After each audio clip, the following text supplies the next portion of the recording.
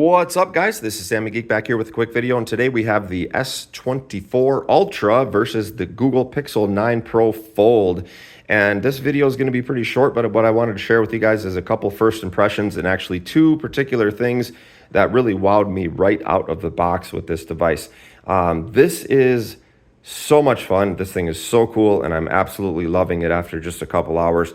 The reason being is that the form factor of the Samsung is just not my cup of tea, if you want to call it that. The narrow screen in the front is really supposed to be a secondary screen, whereas the unfolded screen is supposed to be the main display.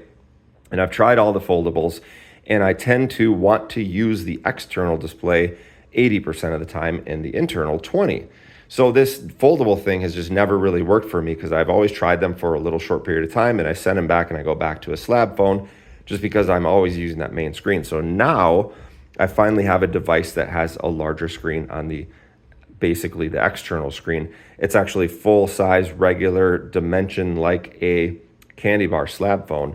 And what I love about this is that this is a major brand. Obviously, Google, Samsung, you're going to get local support. You Break, You Fix is going to cover these things.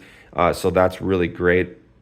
And that gets me more enthusiastic about, like, I had the OnePlus. I think I did a couple of videos on the OnePlus Open, but I was never that enthusiastic about them as being a company in the United States. Really, the thing that tipped me over the wanting to send that thing back was when I found out that Samsung would not take the OnePlus Open as a trade. I was like, okay, I'm done with that brand. I'm going to stick with the mainstream guys that you can trade in for massive trade values, especially when you're spending this kind of money on either one of these phones. But here's the two things that stood out to me. I did play around with the AI features, super fun. The inside display is amazing. We'll get into that later. Again, my review videos, I'm not going to bore you guys with all the details. I'm just going to talk about the fun stuff of what it's like to actually own this device. Camera has been really cool on this. It's super fun. Lots of different modes to play with. It takes beautiful pictures. In fact, it's a refreshing change from the Samsung, so I'm super happy with that.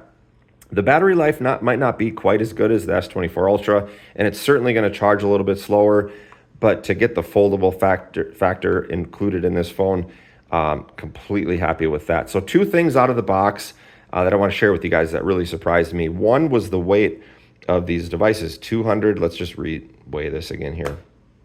And of course it powers off. Let's reset the scale. We're going to do this in grams. 256 grams for this guy, 256 versus 278. So what my point is when I threw this on the scale, I was like, oh my gosh, that is not that far away from an S24 Ultra. Now, granted, we do have a Thinborne Magsafe Aramid case on this one, on the S24, and we do have a Pitaka Magsafe case, which, by the way, I will do a review on in the near future. And I like it like this because I don't want a front clip piece on there. And then the second thing, and I'll let you guys go, is I wanted to share the thinness of these with both the same type of case.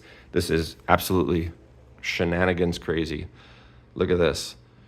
Look how thin that thing is. I mean, come on. That's so close to the size of an S24 Ultra. I mean, you just can't beat that. So if you guys have any questions for me you want me to cover on future videos, let me know. Otherwise, I'll drop some more content here on the day-to-day, what this thing is like to use. We'll cover more about the bells and whistles, features, and just what it's like to carry every day. So talk to you guys soon. Thanks.